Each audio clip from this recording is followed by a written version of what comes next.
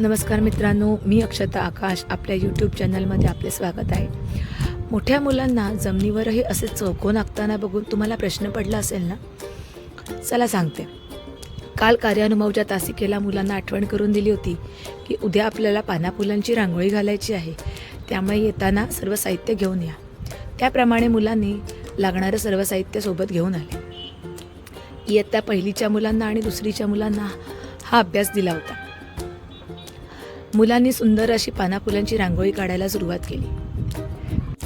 मग मुलं पण त्यांच्या आवडीप्रमाणे कल्पनेने पानं फुलं सजवत गेली आणि सुंदर अशी कलाकृती तयार झाली. रोजच्या अभ्यासात काहीतरी नाविन्य हवे म्हणून हा उपक्रम घेतला होता. मुलांनीही त्याला खूप छान प्रतिसाद दिला. याचं खरं समाधान वाटले.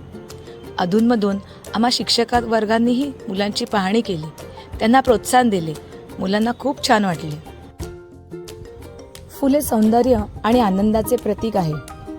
ती आपल्या भावना व्यक्त करतात आणि धार्मिक कार्यात पावित्र्यता आणतात. तसेच फूल जीवन आणि मृत्यूचेही चक्राचे प्रतीक आहे. ती आपल्याला जीवनातील क्षणभंगुरता आणि जीवनाचे महत्त्व शिकवतात.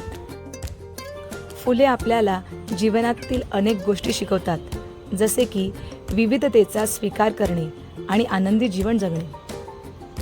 जिथे फुले उमलतात तिथे आशाही फुलते, यासारख्या उक्तीमधून फुलांचा संबंध आशेसोबत जोडला जातो. असेच नवीन उपक्रम घेऊन भेटूया पुढच्या व्हिडिओत. तोपर्यंत हरिहर.